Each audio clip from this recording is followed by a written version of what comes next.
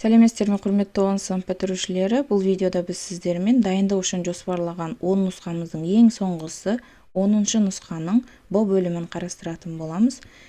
Әдеттегідей берілген ашылғаннан кейін міндетті түрде алдымен өзіңіз шығарып көріңіз. Түсінбей қалған жерлеріңіз болса, видеоны өткізіп қарап шықсаңыз болады. 11-ші есеп бөлшекті қысқартыңдар дейді, 3 балдық есеп екен. Ал бастайық. Бұл жерде енді мен екеуінде де ортақ көбейткіш болатындай етіп орындарын ауыстырып алайын.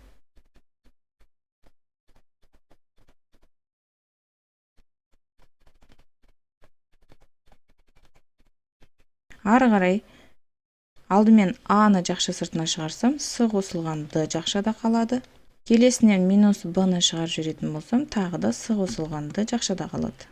Бөлімінде де А ортақ көбейткіш ретінде шығатын болсақ, С қосылған Д жақшаның ішінде қалады.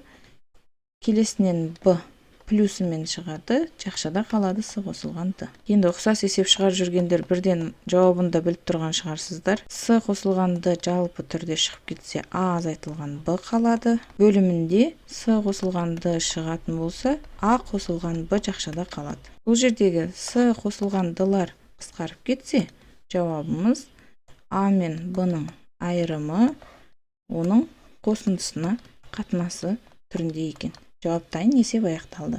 Келесі 12-ші есеп өрнекті ықшамдаңыз дейді. Бар болған 2 балдық есеп екен. Қараңыздар, қандай қарапайым есеп. Бұл жерде барлығыңызды шығара аласыздар деп ойлаймын өздеріңіз. Не істейміз? D-ның 15 дәрежесі тұра тұрсын, көбейтілген. D-ның 4 дәрежесінің 5 дәрежесі дейді, көбейтіліп 20 дәреже болады. Бөлінген D-ның кубының 11 дәрежесі дейді, ол көбейтіліп 33 болады. Дәрежелерінің негіздері бірдей. Көбейту болса, дәрежелері бір-біріне қосылады, ал бөлу болса азайтылады. Есептейтін болсақ, 35-тен 33-ті азайтсақ, 2 дәреже қалады екен. Жауап дайын, есеп аяқталды. Келесі 13-ші есеп теңдеуді шешіңіз дейді. Бұл теңдеуде сол жағында қысқа көбейту формуласы болып тұр. Алдымен сол бойынша жақшасын ашып алайық. Одан кейін барып, оң жағындағы өрнектердің барлығын сол жаққа қарама-қарсы таңбамен өткізіп, оң жағын толықтай нөлге теңестіріп алайық. Сонда ұқсас мүшелерді біріктіретін болсақ, бізде пайда болады x квадрат қосылған 5x азайтылған 24 деген қарапайым келтірілген квадрат теңдеу. Оның жауаптарын бірден Виет теоремасы бойынша анықтай аламыз. 24-ті көбейткішке жіктейтін болсақ, 3 пен 8-дің көбейтіндісі минус керек. Қосқан кезде де демек үлкеннен минусты қоямыз. Жауаптары дайын, есеп аяқталды. Келесі 14-ші есеп мәтінді есеп екен, берілгенін мұқият түсініп оқып алайық. Өзен бойындағы екі қаланың арақашықтығы 80 км. Теплоход бір қаладан екіншісіне барып, қайтуға 8 сағат 20 минут уақыт жұмсады дейді. Өзен ағысының жылдамдығы 4 км сағатына болса, тынық судағы жылдамдығын табыңыз дейді. Берілген түсінікті одан да нақтырақ болу үшін өзімізге қысқа шартын жазып алайық. Ағыс бойынша ол жүрген жол 80 км баруына, ағысқа қарсы қайту кезінде тағы да сол 80 км жүріп өткен. Жылдамдығын қарастыратын болсақ, тынық судағы жылдамдығын x дейміз. Ағыс бойынша болса 4 қосылады, ағысқа қарсы болса 4 азайтылады. Уақытты формула бойынша қатынас түрінде жазып алсақ,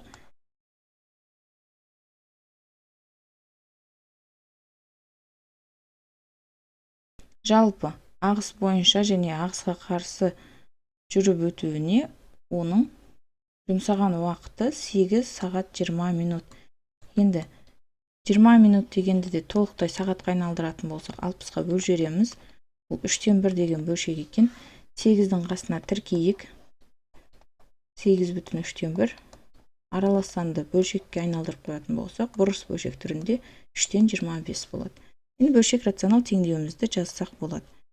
Ағыс бойынша жүрген уақыты қосылған ағысқа қарсы жүрген уақыты, жалпы барып қайтуына жұмсаған уақыты 3-тен 25. Ары қарай енді осы теңдеуді шығарамыз. Әдеттегідей сіздерге шешуін дайындап ұсынып отырмын. Қараңыздар, алдымен ортақ бөлім тауып, әрқайсысының қасына алымдарына толықтауыш көбейткіштерін көбейтіп шықтық. Одан кейін тек алымын қарастырып, ұқсас мүшелерді біріктірдік. Бұл жерде 5-ке еселік квадрат теңдеу пайда болып еді, оны қысқартып алдық. Дайын болған квадрат теңдеуіміз дискриминант арқылы екі түбірін таптық. Ол түбірлердің біреуі теріс екен, бізге жылдамдық керек теплоходтың.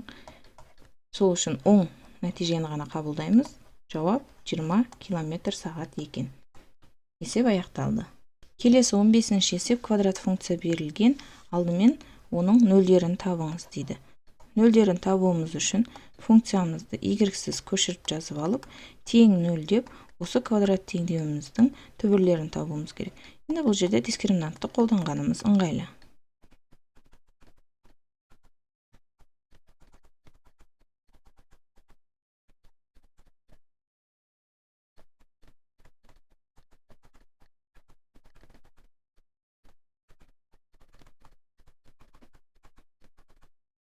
Түбірлерімізді таптық, демек А сұрағына толықтай жауап бердік. Енді Б. Өсу аралықтарын табыңыз дейді. Ол үшін біз алдымен оның x0 координатасын табуымыз керек. Формула бойынша -3-тің 2 көбейтілген 2-ге қатынасы. Демек 3-тің 4-ке қатынасы болады екен. Ал енді y-ті табу үшін барлық x-тің орнына дәл осы мәнді қойып есептеп шығамыз.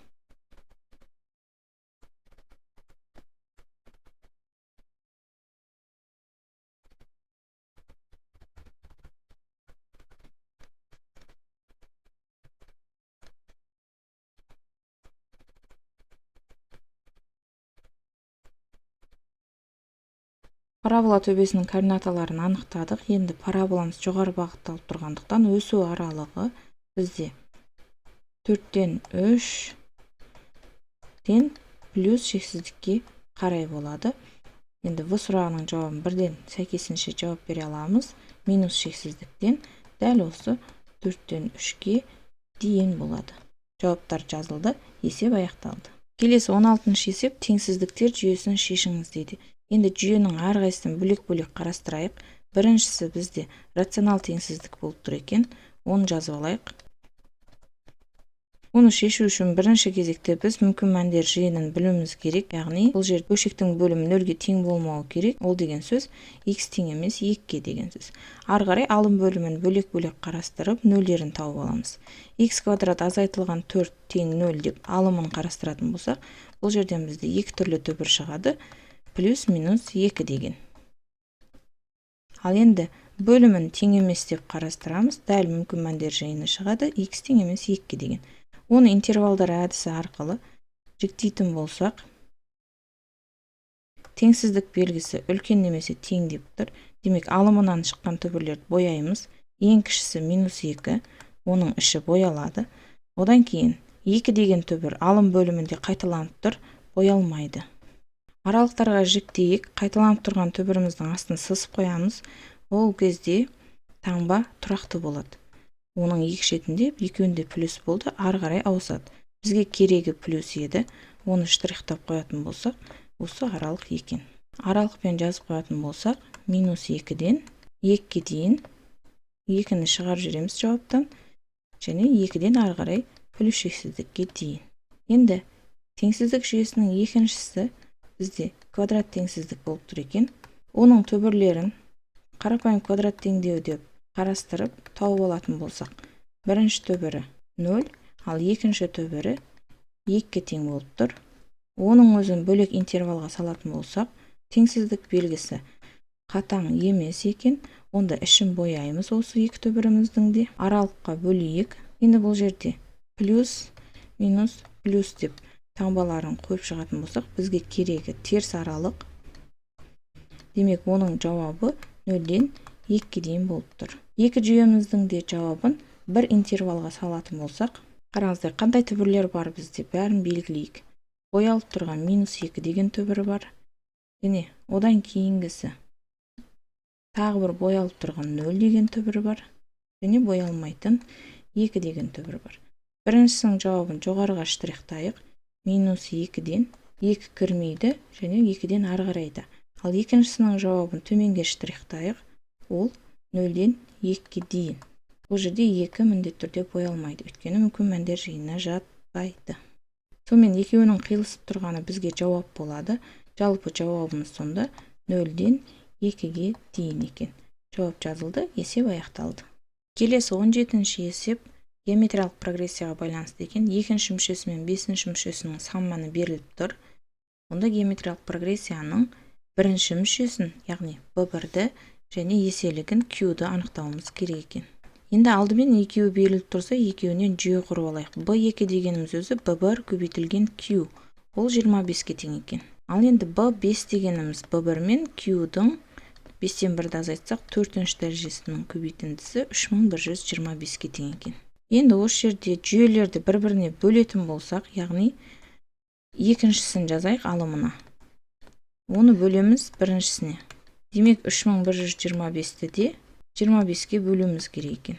Сонда b1-лер қысқарып кетіп, q-дің дәрежесі де алымында 3-ші дәреже болып қалады. Ал мына жерде сандарды бір-біріне бөлетін болсақ, нәтиже 125-ке тең. Енді нешенің кубы 125-ке тең деген сұрақтың жауабы q-дің мәнін береді екен, 5-ке тең. q-ді анықтадық. Енді жүйенің біріншісіне алып келіп қойып, b1-ді анықтап болсақ болады. b1 көбейтілген 5 25-ке тең екен. Демек b1-імізде бізде 25-ті 5-ке бөліп жүрсек, нәтижесі 5-ке тең екен. Сұрап тұрған екеуін де анықтадық, есеп аяқталды. Келесі 18-ші есеп ықшамдаңыз дейді. Бұл жерде де тригонометрияға әрқайсысын жеке-жеке қарастырайық. Енді косинус альфа азайтылған пи дегенді біз пи азайтылған альфа десек те болады. Оның атау өзгермейтіні анық, ал таңбасы пи азайтылған альфа дегеніміз қай ширек болады? Екінші ширек, ол кезде оның таңбасы теріс. Келесі котангенс 5π деген кезінде атау өзгермейтіні анық. Оны жазып қояйық. Ал таңбасы пи плюс альфа дегеніміз бұл бізде 3-ші ширек болып тұр, оң таңба екен. Ары қарай тангенс 2π дейді, атау өзгермейтіні анық. 2π азайтылған альфа дегеніміз тангенсте міне 3-ші ширек болып тұр, ол кезде оның таңбасы теріс. Ең соңғысы синус.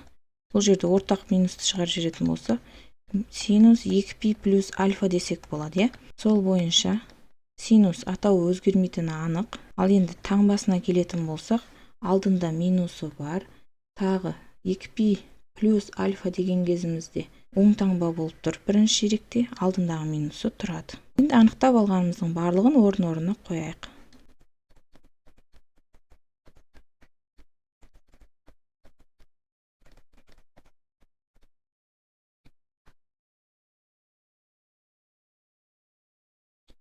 Енді бұл жерде таңба теріс болатындығы белгілі болып тұр. Қараңыздар, 3 болып тұр минустар. Косинус альфамыз қазір өз күйінде тұра тұрсын, ал котангенсті біз жаза аламыз косинус альфаның синус альфа қатынасы деп. Ал тангенсті біз жаза аламыз синус альфаның косинус альфаға қатынасы деп, қасында синус альфа көбейтіліп тұрсын. Ары қарай минус тұрсын. Енді біріншісінің алымы косинус квадрат альфа бөлімі синус альфа. Екіншісінің алым бөлімін ауыстырып, қасына көбейт жазайын, қараңыздар. Бөлімі косинус альфа, ал алымы синус квадрат альфа болды. Сонда жалпы көбейтінді бізге минус косинус куб альфа және синус куб альфаны береді екен. Бұл екеуінің қатынасы бізде котангенсті беретіндігі анық, дәрежесі куб. Жауап жазылды, есеп аяқталды. Соңғы есеп, яғни бұл нұсқамызда жалпы 19 есептен тұрады екен, сондықтан да соңғы есеп болып 19-шы есеп саналады. Берілгені екі оқушының бірінде 7 кітап, екіншісінде 8 кітап бар. Олар екі кітапты екі кітапқа алмастыруды неше түрлі тәсілмен орындай алады дейді. Енді бұл есеп кішкене ұзағырақ болады, қазір қарап тұрыңыздар. Алдымен бірінші оқушы өзінің 7 кітабының ішінен екеуін таңдап алуы, теруге. Одан кейін екінші оқушыда дәл сол әрекетті жасайды. 8 кітабының ішінен өзіне екеуін ауыстыру үшін теріп алады. Оны бірінші орындап алайық формула бойынша.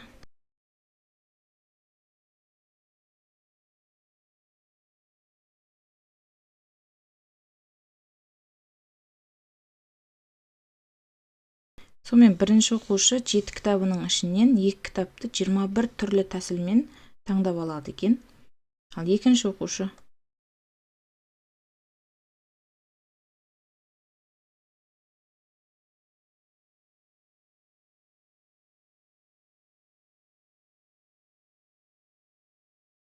Ал екінші оқушы өзінің 8 кітабының ішінен екеуін таңдап алу үшін 28 түрлі тәсілді қолданса болады екен.